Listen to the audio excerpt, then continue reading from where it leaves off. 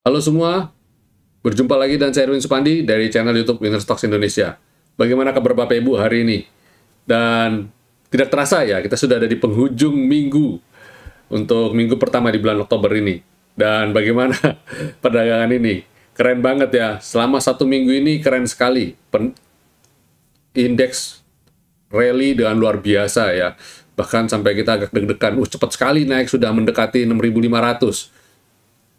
Sedikit lagi breakout 6.500. Coba saya cek composite-nya. Apa jangannya sudah breakout?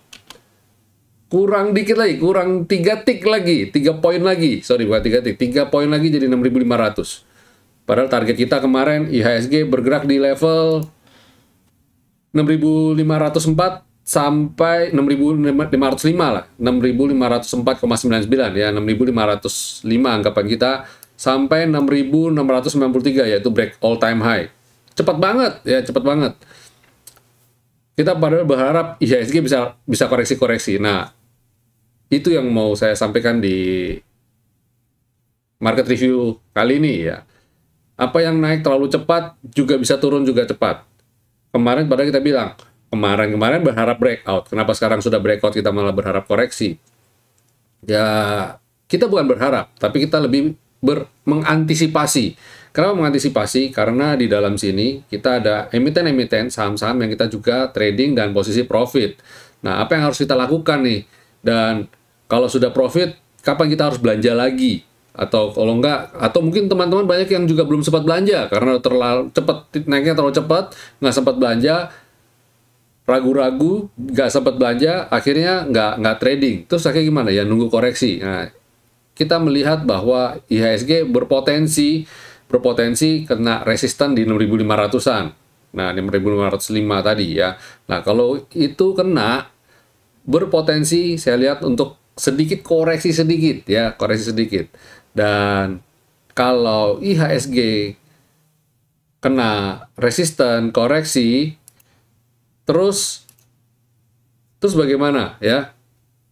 Kita lihat IHSG bisa berpotensi untuk kena level support di level 6.400-an, 6.418 dan 6.354. Nah, kalau koreksi di situ, ngain-ngain di situ, manfaatkan momentum untuk buy on weakness. Tapi saya melihat ada kecenderungan seperti ini. Kemarin sudah saya share juga ya, bahwa IHSG kalau akhir bulan ini rally setidaknya sampai 6.500, bisa di atas 6.500, mungkin di November dia akan ada koreksi sehat dulu. Sebelum kemudian di Desember dia rally lagi. Kenapa saya bilang di November? Karena November ada tapering. Ingat, ada tapering, ada yang mungkin ketika terjadi tapering di US sana dan Dow Jones koreksi, IHSG mungkin akan terseret sentimennya. Walaupun sebenarnya mungkin tidak sampai berakibat fatal. Karena pihak Bank Indonesia sudah mempersiapkan strategi ya, institusi keuangan Indonesia sudah mempersiapkan strategi untuk bagaimana mengantisipasi terjadi tapering. Nggak kayak krisis yang waktu itu. Jadi saya harap koreksinya lebih kayak koreksi sehat.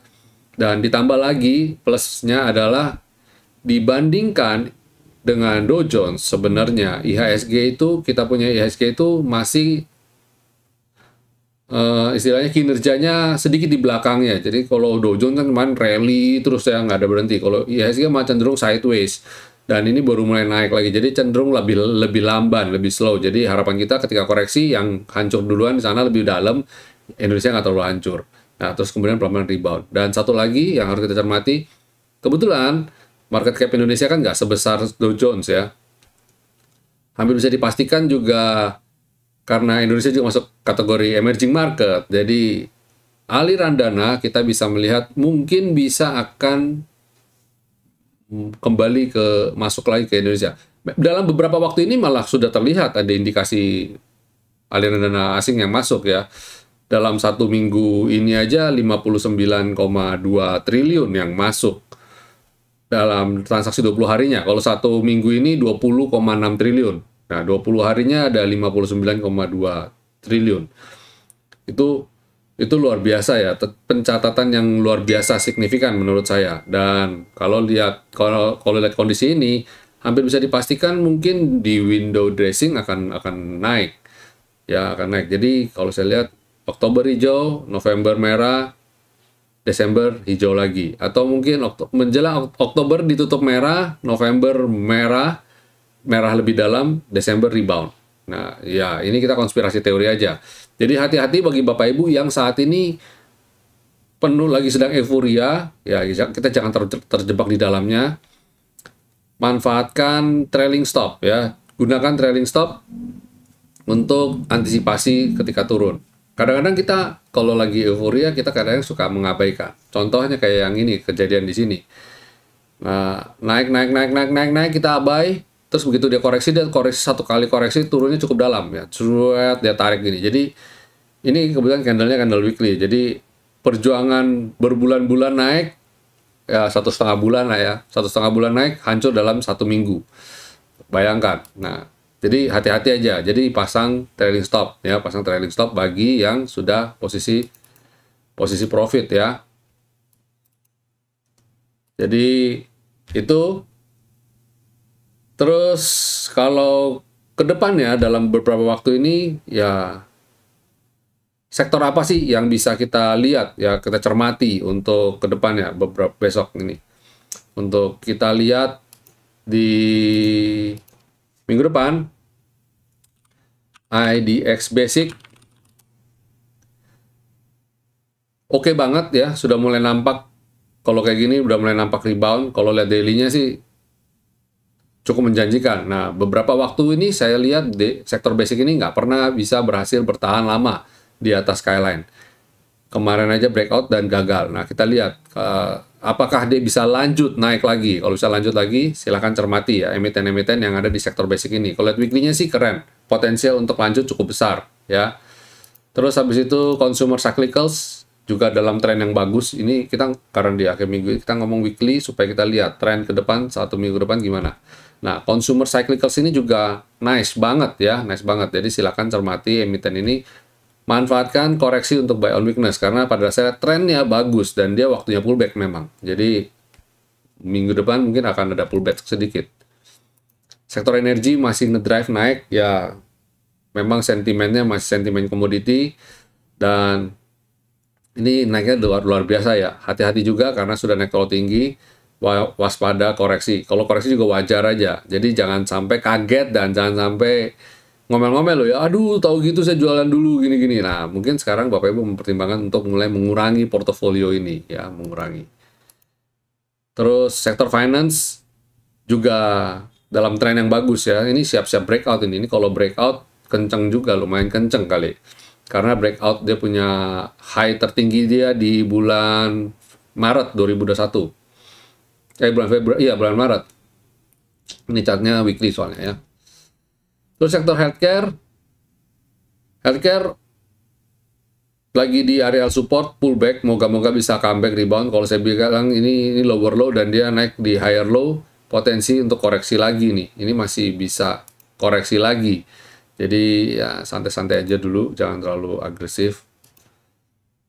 Industri juga cakep banget ini. Yang ini kalau udah breakout di level tertingginya di bulan Februari sih cakep banget nih, langsung naik terus ya.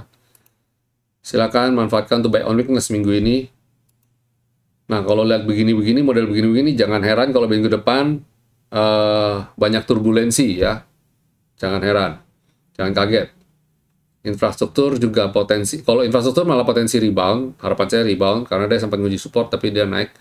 Nah, kalau minggu depan, apalagi tambah smart money dan ini volumenya juga bagus. Kalau minggu depan bisa lanjut, wah cakep nih.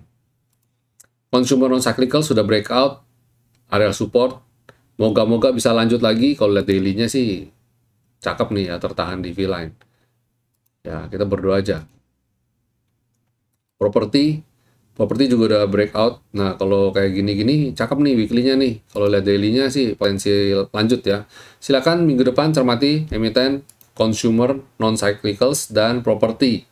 Yang mana saya bilang baru breakout atau masih tertahan di level support, masih baru-baru terbang ya. Silakan dicermati. Tekno rebound dari support ya, tertahan di support selendang. Kalau lihat ininya sih mungkin bisa akan naik di atas selendang ya.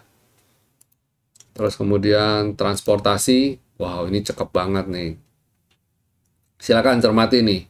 Kalau ini sih dia akan jadi seperti sudah saya bilang bolak-balik ya, transportasi itu jadi sektor yang kalau boleh sebagai apa ya, dasar ya untuk landasan untuk ekonomi Indonesia nanti ke depannya untuk logistik. Dan kita tahu Indonesia negara kepulauan, jadi nggak gampang untuk ngurus ini.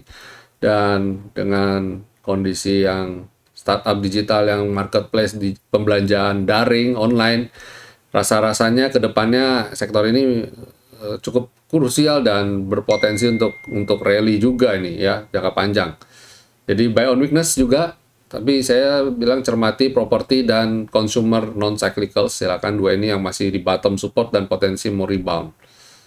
Menarik kok. Itu secara sektoral ya. Dan infrastruktur tadi sempat saya bilang infrastruktur juga potensi ya. Infrastruktur.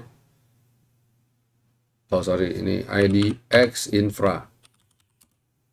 Nah ini juga potensi banget untuk lanjut lagi. Dan kemarin menjelang penutupan minggu ada berita yang kita juga dengar, Excel akan merger dengan Friend. Kalau saya bilang ini pure rumor sih, ini pure rumors, dan hati-hati dengan isu-isu seperti ini ya, belum tentu real. Jadi kalau saya bilang fokus pada analisa yang Bapak Ibu lakukan baik teknikal maupun fundamental. Jadi anggap aja dia nggak merger deh, anggap aja dia nggak merger, kita fokus pada chartnya aja. Kalau di Winnerstock fokus pada chart. Kalau masih ngedrive rally ya syukur, tapi kalau dia kena support, jebol support, harus cut loss atau harus trading stop kena, ya udah let it go aja. Jangan ditahan bilang wah nanti akan merger dan lain sebagainya. Saya bilang jangan buru-buru menarik kesimpulan bahwa dia akan merger. Karena buat Excel sendiri, saya rasa kecil sentimennya terhadap Friend. Karena apa? Excel sendiri revenue-nya jauh lebih besar daripada Friend, dan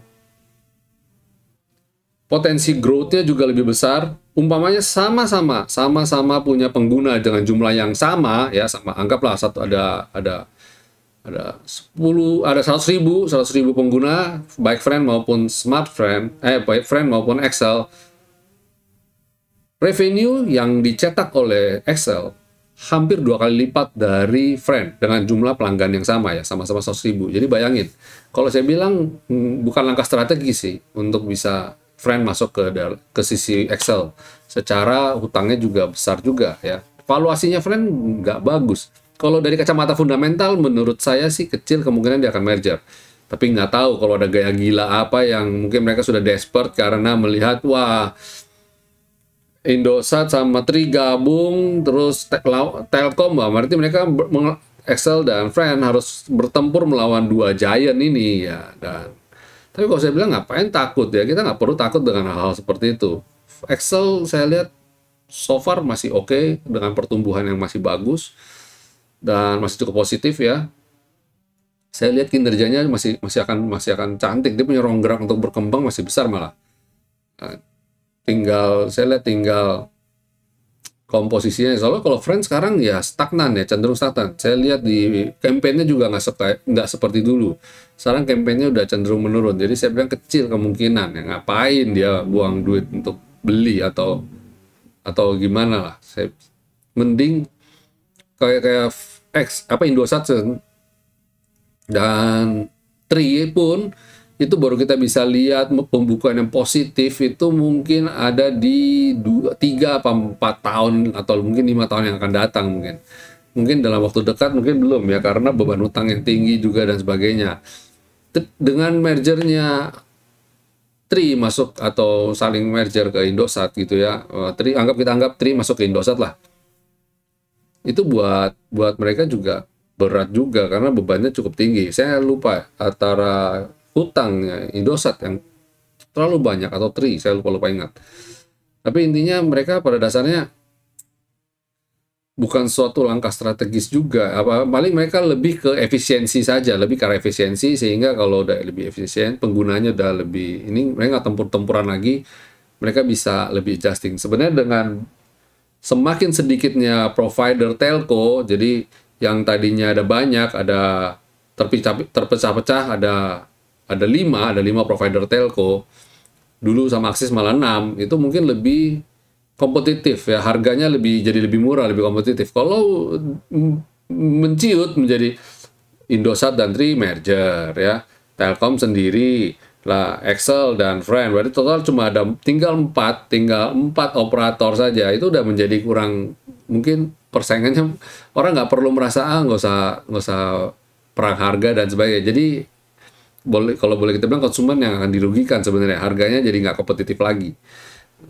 Tapi harapan saya sih saya tetap akan menjaga rasa kompetitif yang fair ya. Jadi nggak kayak kartel nanti ya, kong kali kong, kedip-kedipan ya, harganya pokoknya nggak boleh lebih murah dari ini ya, harganya nggak boleh lebih mahal dari ini ya. Jadi ya itu yang kita nggak mau sih sebenarnya ya. Kita mau sebenarnya kompetisi yang sehat gitu ya. Itu yang jadi kita sebagai konsumen mendapatkan value, fasilitas yang bagus gitu. Mereka juga harus saling meningkatkan kinerja tentu saja, sinyalnya dibagusin dan sebagainya. Ya itulah, itu kalau saya bilang don't buy the rumor dulu. Jangan nyokot rumor ini itu semua bakal aja, jangan dulu. Stay calm aja, trading based on chart atau based fundamental. Kalau Bapak Ibu kan ada fundamental, santai aja, kita santai ya. Nah, kebetulan saya melihat sebenarnya ya kayak Excel itu masih menarik untuk dibeli karena Excel itu posisinya lagi tertahan di level support, udah breakout dan tertahan. Nah, ini potensial terbang cukup besar. Dan dia masih di level sideways. Jadi kalau lagi di level sideways dan saya lihat trennya seperti ini, selama harga terjaga di level atas, dia potensial untuk terbang ya. Coba kita lihat Friend, bagaimana dengan Friend. Nah, Friend ini masih di dalam bawah, masih nyilem gitu ya. Jangan buru-buru beli Friend dulu. Ya, mungkin bisa saja yang beli Friend kemarin tiba-tiba dia spike dari naik, tapi jangan beli dulu untuk targetnya 200 atau 300 atau mungkin 500 kalian gitu. Jangan buru-buru dulu. Saya lihat kita santai aja, fokus dalam tradingnya kita, indikator kita ya. Kita lihat juga selama di bawah selendang kan berarti ya, stay away dulu aja. Kita trading saham-saham yang di atas selendang ya. Ya udah, ikutin rule itu dan disiplin itu aja. Jangan kemaruk, jangan serakah dengan berpikir bahwa wah, kemungkinan besar bakal terbang nih, jadi saya beli semua all in gitu. Wah, itu udah salah, itu udah strategi yang salah. Oke, itu dulu video untuk akhir minggu ini ya, penjelasan ya nggak terlalu banyak, tapi setidaknya semoga bisa membantu Bapak Ibu untuk menentukan arah minggu depan itu mau gimana dan mau kemana arahnya. Ya, hati-hati saja, minggu depan saya rasa akan ada sedikit turbulence ya, IHSG bisa berakhir merah atau koreksi sedikit, wajar aja karena hari ini udah naiknya terlalu tinggi. Kalau memang masih bisa naik lagi, udah deh, tutup mata aja, kayak kalau boleh dibilang kayak roller coaster. Bapak Ibu pernah naik roller coaster, lagi dikerek naik, lagi di puncak sekali, lagi di puncak, kita lagi diam-diam, nah, kita kan nggak tahu, ini terjunnya seberapa terjun, jadi karena kita mesti tutup mata gitu, atau kalau nggak diliatin gitu, pegangan, saya ceritainnya, ada yang belum pernah naik roller coaster nih, jangan-jangan nih, waduh, ya kayak gitulah rasanya, naik udah tinggi banget di tren. Nanti kita udah di puncaknya, ini kita IHSG lagi di puncak nih, saya lagi ngeri-ngeri sedap nih, lihat ujungnya ini seberapa gitu loh, kita masih mau naik lagi atau mau turun ya. Tapi saya lihat kalau mau turun pun mungkin makanya saya bilang minggu ini potensi akan ada koreksi, jadi hati-hati aja, antisipasi aja. Kalau memang mau naik ya, masih naik ya, kita happy-happy aja, karena pasti kita juga dapat cuan dari situ ya kan. Oke, selamat berakhir pekan semuanya, stay safe ya, stay healthy. Happy profit and God bless. See you.